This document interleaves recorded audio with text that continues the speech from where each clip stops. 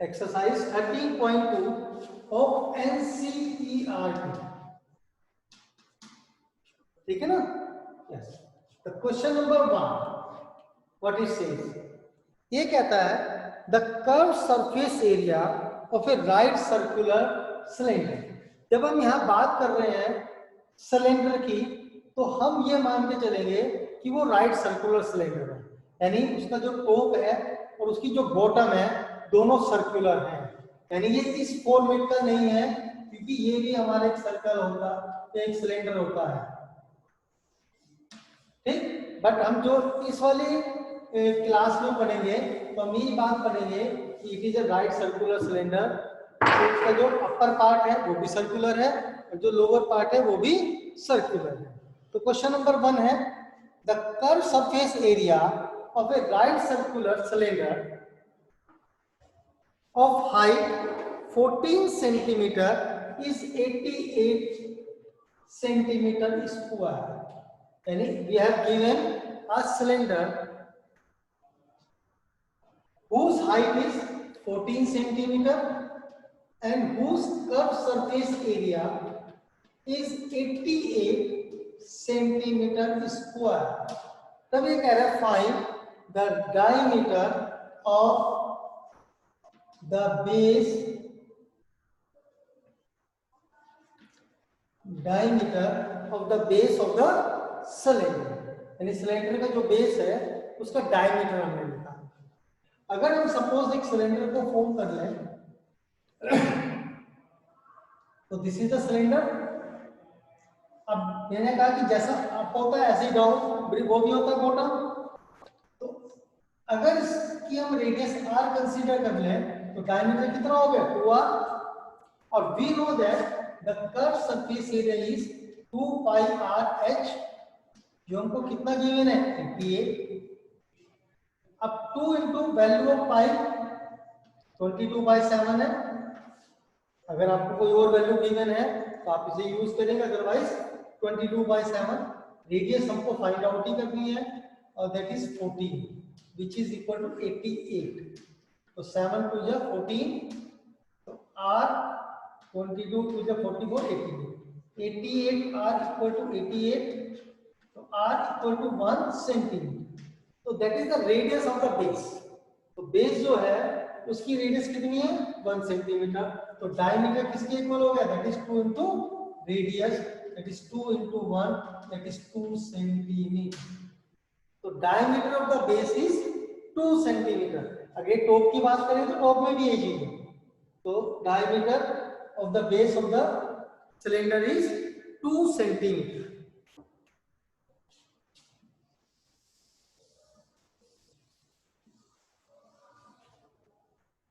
Number 2,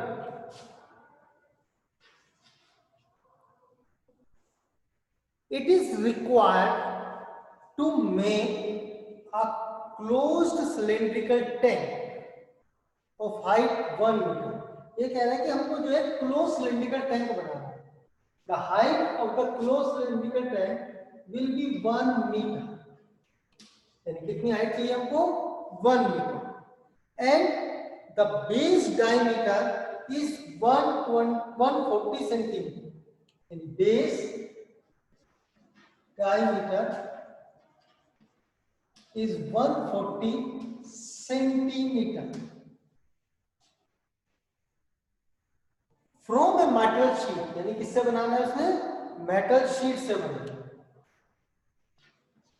metal sheet. जब ये कह रहा है how many square meters of the sheet are required for the same, यानी उसको बनाने के लिए कितनी स्क्वायर शीट की रिक्वायरमेंट होगी ये हमको बताना है, ठीक है ना। अब क्योंकि इसने हमें बोला कि ये क्लोज्ड है, ये ओपन नहीं है, इट इज क्लोज्ड।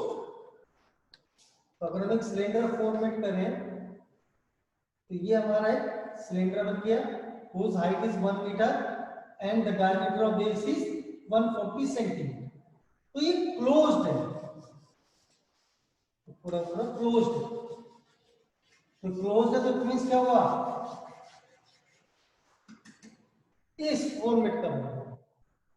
तो हमारी जो शीट लगी है वो पूरी उस पर लगी है, तो हमें क्या निकालना है, टोटल सरफेस एरिया, और वो भी किस में निकालना है, मीटर स्क्वायर में, क्योंकि हमें पूछा ही इसने है कितने मीटर स्क्वायर शीट लगेगी इसको बनाने में।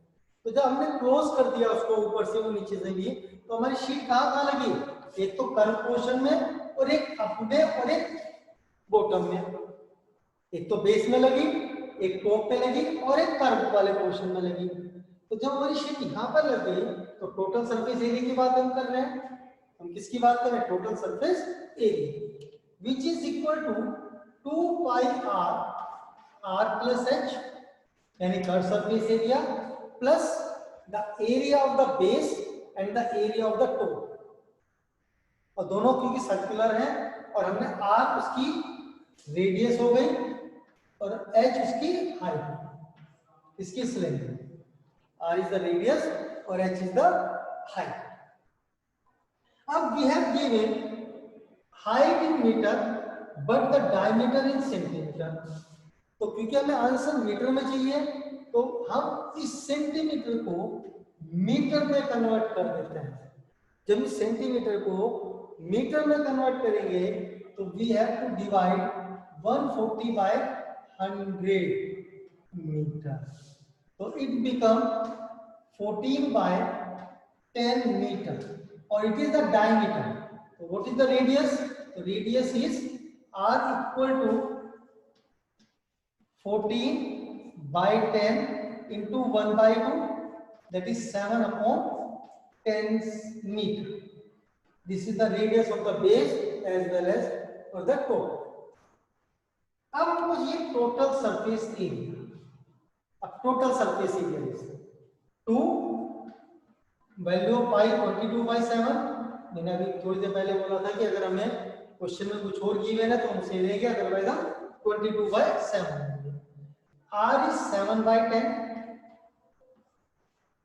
small r is 7/10 plus height is 1, तो 7 cancel with 7, तो 44 into upon 10, this is 1.7, और अगर हम सबको मल्टीप्लाई करते हैं तो we get 7.48 meter square.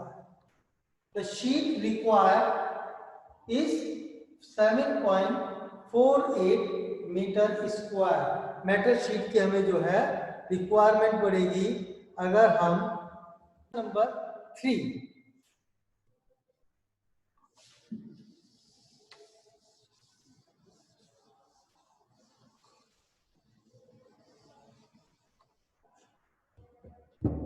now we have question number 3.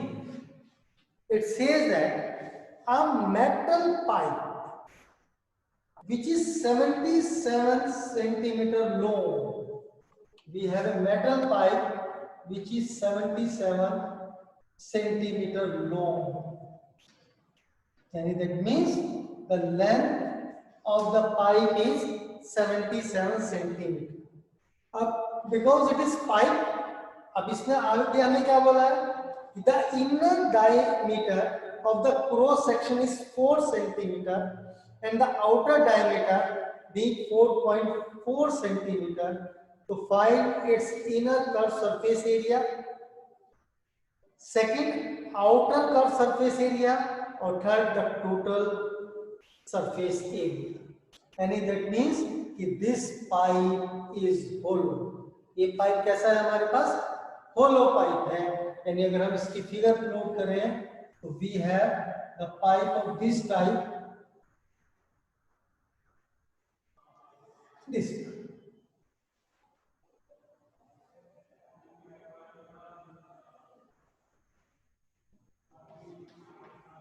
we have the pipe of this type. अब it says that the inner diameter is 4, that means suppose the inner radius is 2 is r, so then the 2r is equal to 4 centimeter then r is equal to 2 centimeter, and the outer diameter is 4.4 centimeter. It means this portion is 4. Let's suppose I take r, so 2 capital R is 4.4, so outer radius is 2.2 centimeter, and the height of the pipe is 77 centimeter. It is the height of the pipe or length of the pipe. अब हमको first part में क्या बोला है इसमें? First it says that find inner curved surface area. Inner curved surface area. हमको inner curved surface area इसका find out करना है. Inner means we have to find only this portion.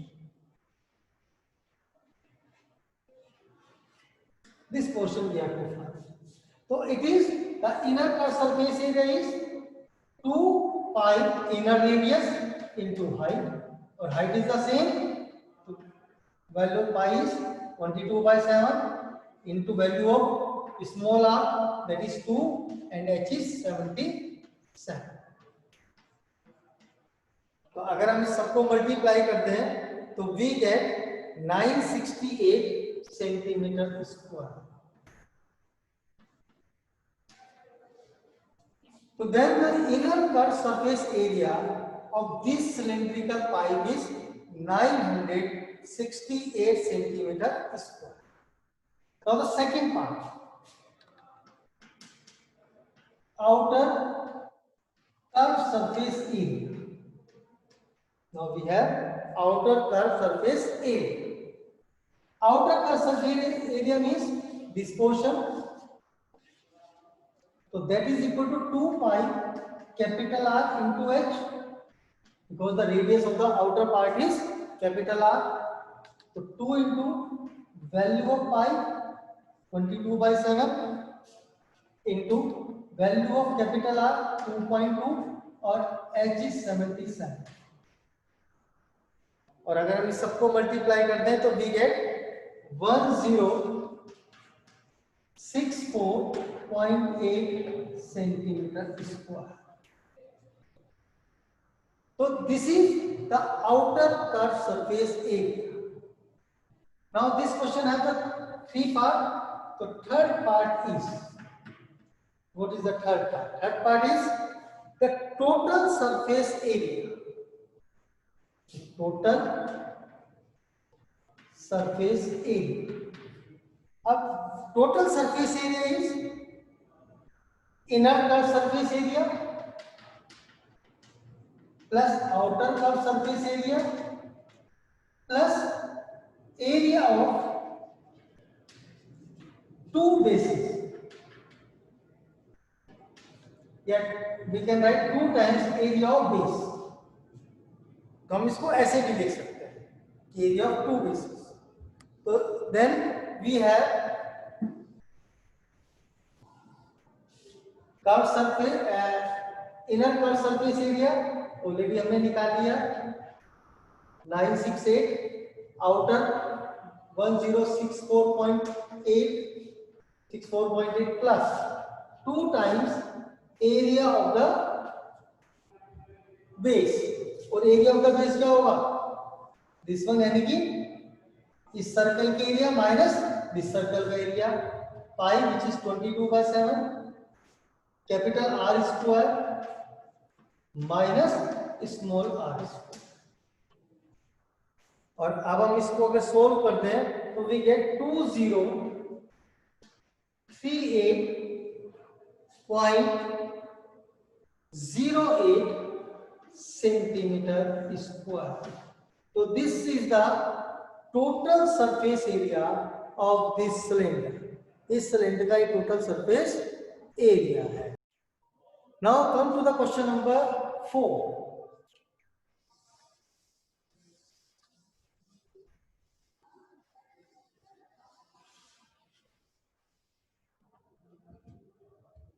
The question number 4 is the diameter of a roller आपने देखा होगा cricket के pitch के ऊपर एक रोलर होता है जिससे रोल किया जाता है, ठीक है ना। तो we have given a roller और which is solid cylindrical type, यानी इस टाइप का रोलर होता है।